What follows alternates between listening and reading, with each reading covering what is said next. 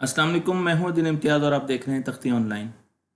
शहर की रोशनी से अगर दूर निकल जाएं और आसमान की तरफ देखें तो साल के कुछ अरसे में हमें मार्स अपने आसमान पर नज़र आएगा।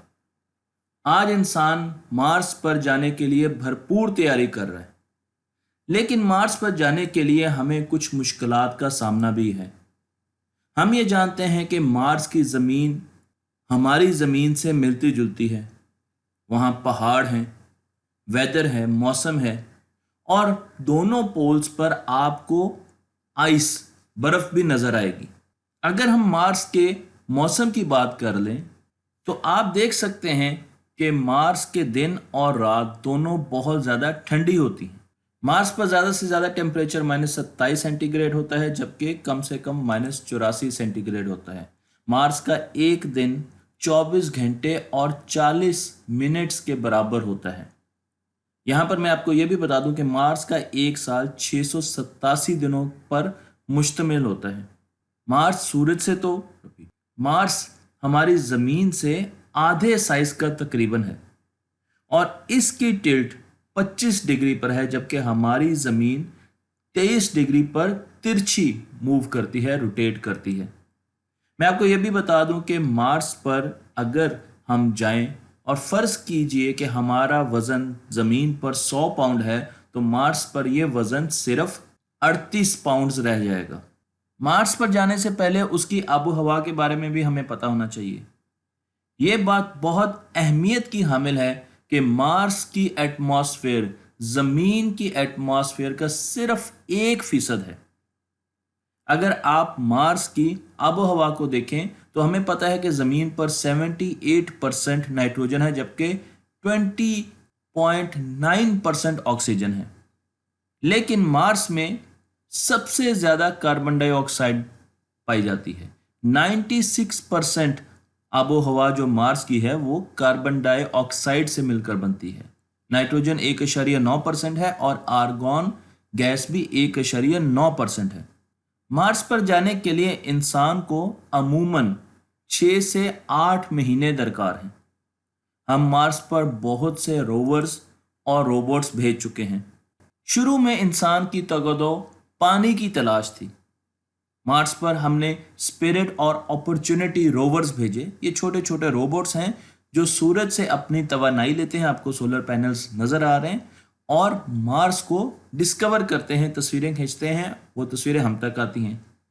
इन तस्वीरों से हमें ये पता चला कि मार्स की सरफेस पर परक्लोरेट सॉल्ट्स मौजूद हैं, जिसका मतलब ये है कि वहाँ पर किसी ज़माने में पानी पाया जाता था, क्योंकि परक्लोरेट सॉल्ट्स वहाँ पर मौजूद होते हैं जहाँ पर पानी मौजूद होता है।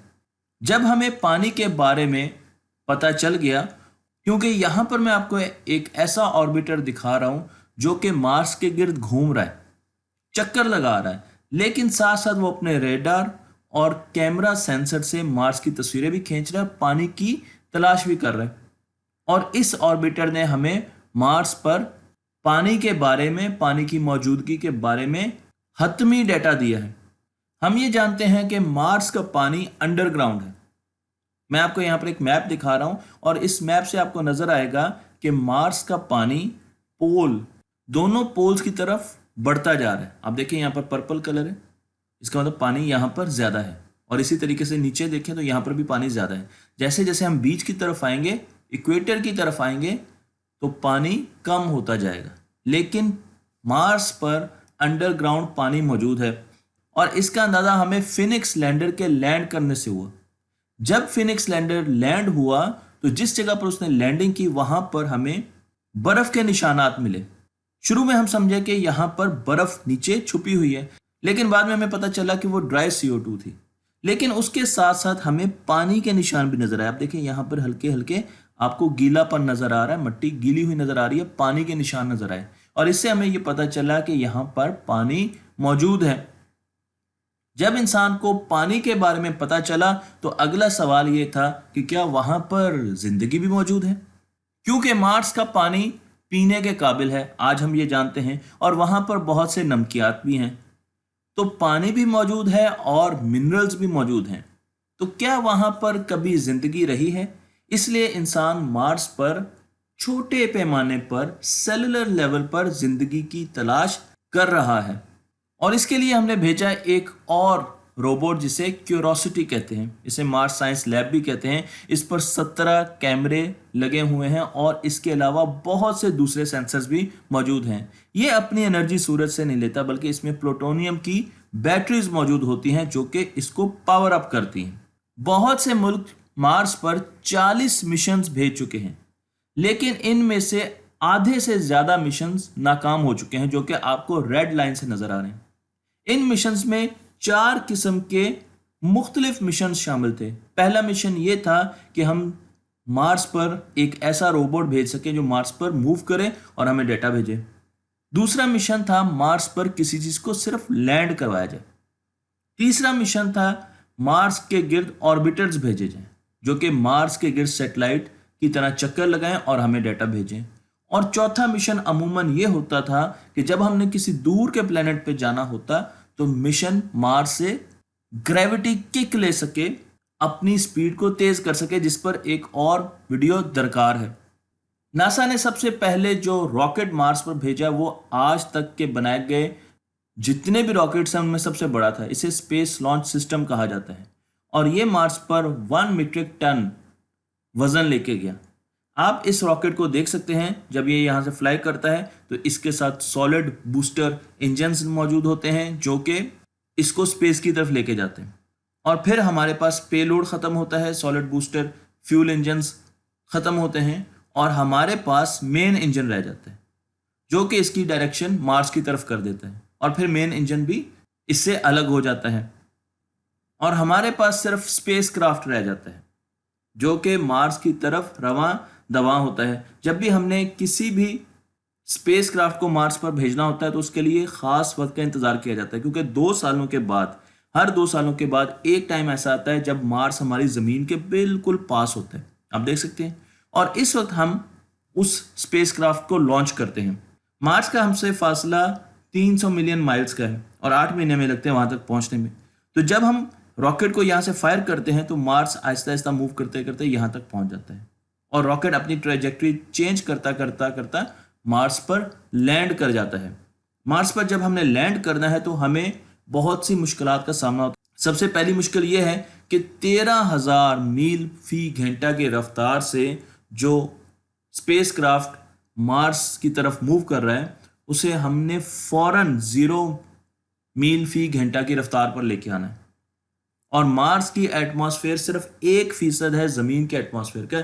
इसका मतलब यह है कि उसकी एटमॉस्फेयर से हमें बहुत कम ड्रैग फोर्स मिलेगी, हमें रोकने की सलाहियत बहुत कम मिलेगी, रेजिस्टेंस टू मूवमेंट बहुत कम मिलेगी। स्पेसक्राफ्ट को अमूमन हम मार्स के बहुत निचली सतह पर उतारते हैं, सतह समंदर से भी नीचे। और उसकी वजह यह है कि जितना नीचे हम जाएंगे उतना ज़्यादा टाइम हमें मिलेगा, उतनी ज़्यादा स्पेस हमें मिलेगी कि हम लैंडर को इतनी ज़्यादा स्पीड से 0 स्पीड पे ला सकें। तो हम इंतखाब करते हैं गेल क्रेटर का, जो कि एक बहुत बड़ा निशान है और उसकी वजह कोई भी बैरूनी बॉडी हो सकती है जो कि मार्स से किसी ज़माने में टकराई हो। मार्स की लैंडिंग के लिए हमें 4 बहुत बड़े चैलेंजेस का सामना करना पड़ता है। सबसे पहले जो चैलेंज है वो ये है कि मार्स की एटमॉस्फेयर एग्जिस्ट करती, तो हमें उसका ख्याल करना पड़ता है, क्योंकि मून की एटमॉस्फेयर एग्जिस्ट नहीं करती और उस पर हम बड़े आराम से लैंड कर सकते हैं। लेकिन मार्स की एटमॉस्फेयर एग्जिस्ट करती है लेकिन वो बहुत छोटी है, बहुत थोड़ी है। उसकी एटमॉस्फेयर की डेंसिटी बहुत कम है, ज़मीन से बहुत मुख्तलिफ है, इसलिए उसके लिए स्पेशल किस्म के स्पेसक्राफ्ट डिज़ाइन करने पड़ते हैं। इसी तरीके से मार्स की जो सतह है उसकी एलिवेशन बहुत ज़्यादा है, कहीं से बहुत ज़्यादा है, पहाड़ियाँ हैं, और कहीं वो बहुत नीचे चली जाती है, जो कि हमारे लिए एक चैलेंज है। और आखिरी वजह उसके सीजन्स हैं जो कि बहुत ज़्यादा वेरिएशंस देते हैं। तो सबसे पहले हम चलते हैं डस्ट डेवल की तरफ, जो कि मार्स पर बहुत ज़्यादा मौजूद होते हैं। आपको यहाँ पर एक तूफान दिखा रहा हूँ, इसे डस्ट डेवल कहा जाता है। ये 100 फीट चौड़ा होता है और आधा मील इसकी ऊंचाई होती है। लेकिन अगर आपका स्पेसक्राफ्ट इसमें फंस जाए तो ये उसको बार बार ऊपर की तरफ ले जाएगा। इसी तरीके से मार्स पर डस्ट स्टॉर्म्स, तूफान बहुत ज़्यादा आते हैं। तो अगर आपका क्राफ्ट उसमें भी फंस गया तो उसके लिए लैंडिंग बहुत ज़्यादा मुश्किल हो जाएगी।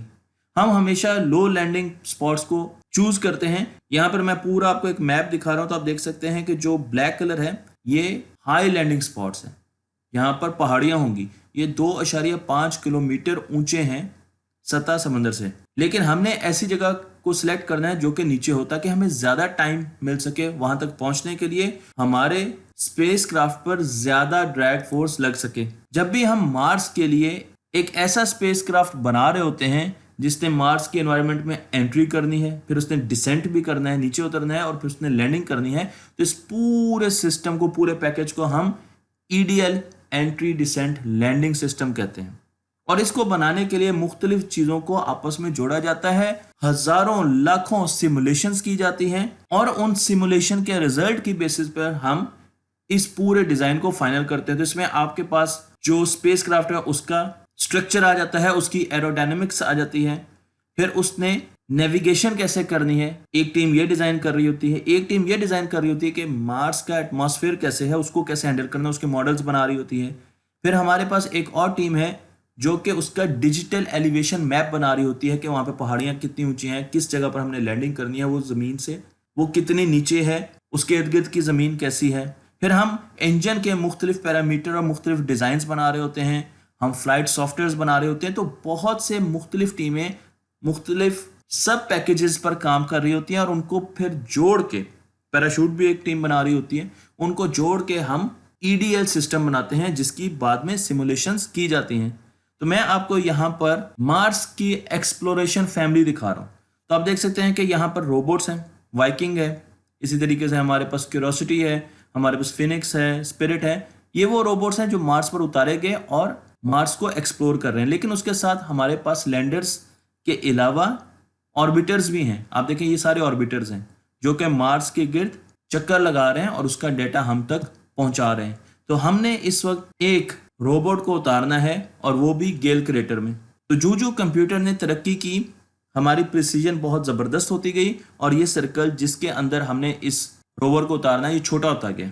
इंसान ने जैसे जैसे रोवर्स को भेजा, इंसान की ईडीएल सिस्टम ने भी तरक्की की। तो मैं आपको 1997 और 2004 के जो लैंडिंग कॉन्सेप्ट है वो दिखा रहा हूँ। यहाँ पर आप देख सकते हैं कि हमने रोवर के गिर्द एक बहुत बड़े बैलून की तह बनाई है। ये बैलून की तह उसको प्रोटेक्ट करती है, उसको कुछ फासले से हम जमीन पर फेंकते हैं और ये बाउंस करती है। 30 या 30 से ज़्यादा मरतबा ये बाउंस करती है, और ये ख़ास मटेरियल की बनी होती है जिसे केवलार कहा जाता है, जिस पर हम बहुत ज़्यादा डिस्कस कर चुके हैं। एक सिंथेटिक फाइबर है, और उसके बाद ये पूरा का पूरा बैलून अपने आप खुलता है और बीच में आपको रोवर नज़र आता है। अगर आप क्यूरोसिटी रोवर को देखें तो पुराने रोवर्स की बनिस्बत इसमें सोलर पैनल्स नहीं है। जब ये लैंड करता है तो मार्स से ज़मीन तक जो कम्युनिकेशन होती है, जो डाटा आता है, वो 40 मिनट का डिले लेता है। तो इस 40 मिनट के डिले की वजह से हम इसे कंट्रोल नहीं कर सकते, हम लाइव इसको कंट्रोल नहीं कर सकते। तो इसमें एक ऑटोमेटिक कंट्रोल सिस्टम मौजूद होता है। आप देख सकते हैं ये क्यूरोसिटी है जो कि बहुत बड़ा है, और फिर आपके पास अपॉर्चुनिटी और स्पिरिट नज़र आ रहे हैं जो कि बहुत छोटे, पाथफाइंडर आपको नज़र आ रहे हैं, बहुत छोटे रोवर्स हैं। इस पर आपको कोई भी सोलर पैनल नज़र नहीं आ रहा, लेकिन आप यहाँ पर देखें तो आपको सोलर पैनल्स नज़र आ रहे हैं क्योंकि ये पुराने एडिशंस हैं, पुराने मॉडल हैं। एक और टेक्नोलॉजी जो हमने मार्स पर उतरने के लिए इस्तेमाल की, वो आप देख सकते हैं कि मार्स पोलर लैंडर 1997 में भी उसने ये टेक्नोलॉजी इस्तेमाल की, और फिनिक्स लैंडर ने भी ये टेक्नोलॉजी इस्तेमाल की। इसमें हमारे पास इंजन्स लगे होते हैं, और उन इंजन्स के साथ, इसे क्रेन भी कहा जाता है, इस स्पेस क्रेन की मदद से हमने मार्स पर लैंडिंग की। तो अब आपके पास इंजन मौजूद हैं, इसका मतलब ये कि इसमें हमें फ्यूल भी चाहिए, और फ्यूल की वजह से इसका वज़न बहुत ज़्यादा बढ़ जाता है और इसकी कॉस्ट भी बहुत ज़्यादा होती है। तो अगर हमने मार्स पर लैंड करना है, उसके कई तरीके हैं, लेकिन एक तरीका हम डिस्कस कर लेते हैं। यहाँ पर हमारे पास स्पेसक्राफ्ट है जिसने मार्स पर उतरना है, और जब वो एटमॉस्फेयर में दाखिल होगा, आप देखें यहाँ पर उसकी स्टेज अलग होगी इससे। अब वो यहाँ पर एटमॉस्फेयर में दाखिल हो रहा है, क्योंकि ये एटमॉस्फेयर बहुत जल्दी ख़त्म हो जाती है, 1% है ज़मीन का, तो उसके साथ उसको ड्रैग फोर्स मिलना शुरू हो जाती है। यहाँ पर टेम्परेचर बहुत बढ़ जाता है। इसके नीचे एक टेम्परेचर शील्ड लगी होती है, यहाँ पर 1000 सेंटीग्रेड तक टेम्परेचर होता है इसकी सरफेस का। तो यहाँ पर एक बहुत ही ज़्यादा टेम्परेचर हीट टॉलरेंट शीट लगी होती है जो कि इसकी प्रोटेक्शन करती है, इसके मेन इक्विपमेंट की प्रोटेक्शन करती है। और इसके साथ साथ यहाँ पर जो फोर्स लग रही होती है, ड्रैग फोर्स लग रही होती है, वो 10 से 20 जी तक लग रही होती है। उसके बाद हम डी एक्सेलरेट करते हैं और यहाँ पर हमारे पास एक स्पेशल टेक्नोलॉजी इस्तेमाल होती है जिसे हाइपरसोनिक एरो मैन्यूवरिंग कहा जाता है।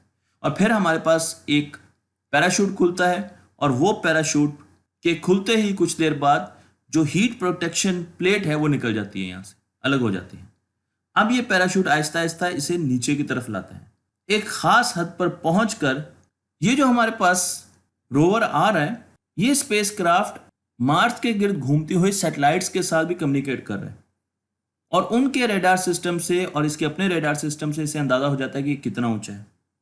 एक खास ऊंचाई पर पहुंचकर स्काई क्रेन एक्टिव हो जाती है। आप ये देख सकते हैं, ये स्काई क्रेन है, ये बिल्कुल एक इंजन की तरह, और स्काई क्रेन आहिस्ता आहिस्ता इसको नीचे लेके आती है और फिर एक खास हाइट पर यह स्काई क्रेन छोटे छोटे स्ट्रिंग्स की मदद से, मजबूत डोरियों की मदद से होवर को मरीख की सतह पर उतार कर खुद वहां से दूर जाके गिरती है और तबाह हो जाती है। बिल्कुल यही सीक्वेंस मैंने आपको यहाँ पर दिखाया। आप देख सकते हैं कि यहाँ पर हमारे पास स्टेज अलग हुई, हम यहाँ पर आए, जैसे हम एटमॉस्फेयर में दाखिल हुए तो टेम्परेचर बहुत बढ़ गए। टेम्परेचर बढ़ने के बाद हम डी एक्सेलरेट करना शुरू कर दिया, पैराशूट खुल गया, हीट शील्ड अलग हो गई और उसके बाद रेडार एक्टिव हो गया और रेडार ने स्काई क्रेन को एक्टिव कर दिया खास सतह पर। और उसके बाद स्काई क्रेन इसको आहिस्ता आहिस्ता नीचे लेके आई और बड़े बड़े स्ट्रिंग्स की मदद से उसने इसको नीचे उतारा और ख़ुद वो अलग दूर जाकर गिरी और तबाह हो गई। जब हमने इंसानों को मरीख पर लेके जाना है तो कम से कम हमें 40 मीट्रिक टन का वजन लेके जाना पड़ेगा। इस वक्त हम 1 मीट्रिक टन इस टेक्नोलॉजी के साथ मार्स पर लेकर जा सके हैं। हमारा ये ख्याल है कि 2026 तक हम 10 मीट्रिक टन मार्स पर वजन लेकर जाएंगे, लेकिन इंसान को वहां जाने के लिए कम से कम 20 मीट्रिक टन का वजन चाहिए और इसके लिए हम मुख्तलिफ किस्म की टेक्नोलॉजीज बना रहे हैं। आप देख सकते हैं कि मैंने आपको बताया था कि हाइपरसोनिक टेक्नोलॉजी होती है जो डिसेंड करते हैं, इसी तरीके से सुपरसोनिक टेक्नोलॉजीज में भी हम काम कर रहे हैं। हम सबसोनिक टर्मिनल डिसेंट की मुख्तलिफ लैंडिंग सिस्टम्स बना रहे हैं और इन टेक्नोलॉजीज की हम सिमुलेशंस करते हैं और ये देखते हैं कि इनमें कितने क्रिटिकल इवेंट्स हैं। इसका मतलब यह है कि मुख्तलिफ टेक्नोलॉजीज के कम्बिनेशन को हम लाते हैं और फिर देखते हैं इस टेक्नोलॉजी के फेलियर होने के क्या चांसेस हैं और इनमें कितने क्रिटिकल इवेंट्स हैं, और फिर हम एक टेक्नोलॉजी को अडाप्ट करते हैं जिसकी तरफ मैं आपको लेके जा रहा हूं और इसे कहते हैं HIAD, hypersonic inflatable aerodynamic decelerator. NASA ने इस टेक्नोलॉजी को अडॉप्ट किया है और हम मार्स पर इस टेक्नोलॉजी की मदद से जाएंगे और इस टेक्नोलॉजी में हमने जो मार्स लैंडर है उसके ऊपर बहुत बड़े बड़े नायलॉन की तरह के प्लास्टिक के रिंग बना दिए।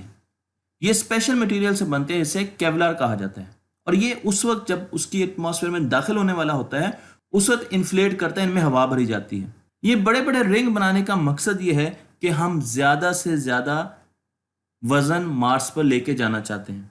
जितना बड़ा हमारा लैंडर होगा उतनी ही ज़्यादा मार्स की जो एटमॉस्फेयर है वो इस पर ड्रैग फोर्स लगाएगी और इसके मोशन को रेजिस्ट करेगी।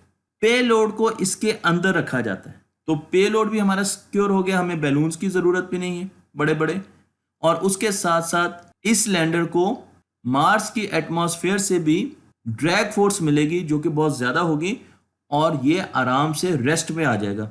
और तीसरा फ़ायदा इसका ये कि हम इसके ज़रिए बहुत ज़्यादा वज़न मार्स पर लेके जा सकते हैं। तो मैं आपको यहाँ पर दिखा सकता हूँ कि आप इसका इंटरनल स्ट्रक्चर भी देख सकते हैं। ये हमारे पास रिंग्स हैं और रिंग्स के अंदर हमने पेलोड रखा हुआ है। तो जब हम मार्स में दाखिल होते हैं, मैंने पहले आपको बता दिया कि ये रिंग्स केवलार सिंथेटिक फाइबर के बने होते हैं। जब हम मार्स में दाखिल होते हैं तो उस वक्त ये रिंग्स आहिस्ता आहिस्ता इन्फ्लेट करना शुरू कर देते हैं, जिस तरह हम टायर की ट्यूब में हवा भरते हैं। और फिर हमारे पास आप देख सकते हैं कि यहाँ पर हमारे पास अलग से टेम्परेचर शील्ड नहीं है, क्योंकि ये खुद ऐसा मटेरियल है जो कि बहुत ज़्यादा हाई टेम्परेचर को बर्दाश्त कर सकता है। और जब ये नीचे जाता है तो इसके साथ पैराशूट ज़्यादा खुलते हैं। ये 3 पैराशूट हैं। एक पैराशूट फुटबॉल के स्टेडियम के बराबर है क्योंकि इसका वज़न बहुत ज़्यादा है। उसके साथ साथ इसमें लगा रेडार सिस्टम भी अपनी एंट्री को देख रहा होता है। HIAD को हमने ज़मीन पर टेस्ट किया है, इसकी कई टेस्टिंग की है, जिसमें से मैं आपको एक टेस्टिंग दिखा रहा हूँ क्योंकि हम सिमुलेट कर रहे हैं ज़मीन पर। और जब हम ज़मीन पर इसको टेस्ट करते हैं तो हम एक रॉकेट को उड़ाते हैं और फिर आहिस्ता आहिस्ता रॉकेट स्पेस में जाता है और स्पेस में जाकर वो एक दोबारा ज़मीन के एटमॉस्फेयर में एंट्री करता है।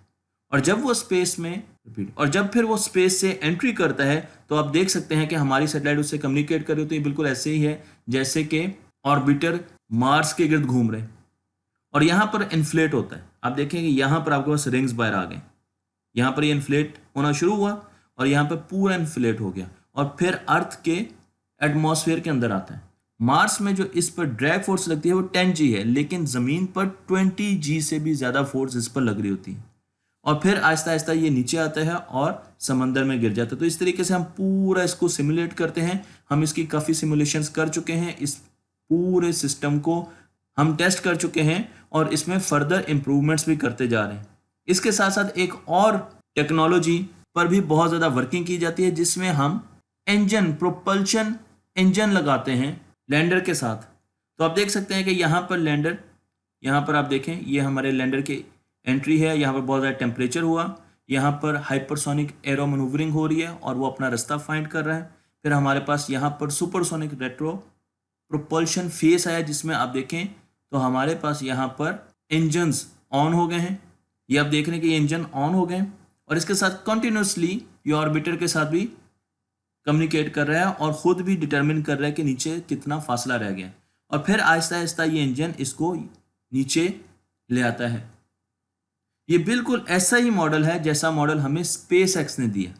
तो स्पेस एक्स ने क्या किया कि उसने जिस फ्यूल इंजन के साथ रॉकेट को स्पेस में लॉन्च किया, उसने जिस रॉकेट के साथ सैटेलाइट को स्पेस में लॉन्च किया वही रॉकेट आहिस्ता आहिस्ता ज़मीन पर दोबारा लैंड कर गया, जो कि मैं आपको दिखा रहा हूँ। इसी तरीके से इसी टेक्नोलॉजी का इस्तेमाल करते हुए हम मार्स में भी मार्स की ज़मीन पर लैंड कर सकते हैं रॉकेट्स को इस्तेमाल करते हुए। तो मुझे उम्मीद है कि अब आपको अंदाज़ा हुआ होगा कि मार्स पर लैंडिंग क्यों मुश्किल है और उसके लिए मुख्तलिफ़ किस्म की टेक्नोलॉजीज़ को कैसे एक्सप्लोर किया जा रहा है। तो अगर आपको ये वीडियो पसंद आई हो तख्ती ऑनलाइन को लाइक कीजिए, शेयर कीजिए और इस इल्म को दूसरों तक पहुँचा दीजिए।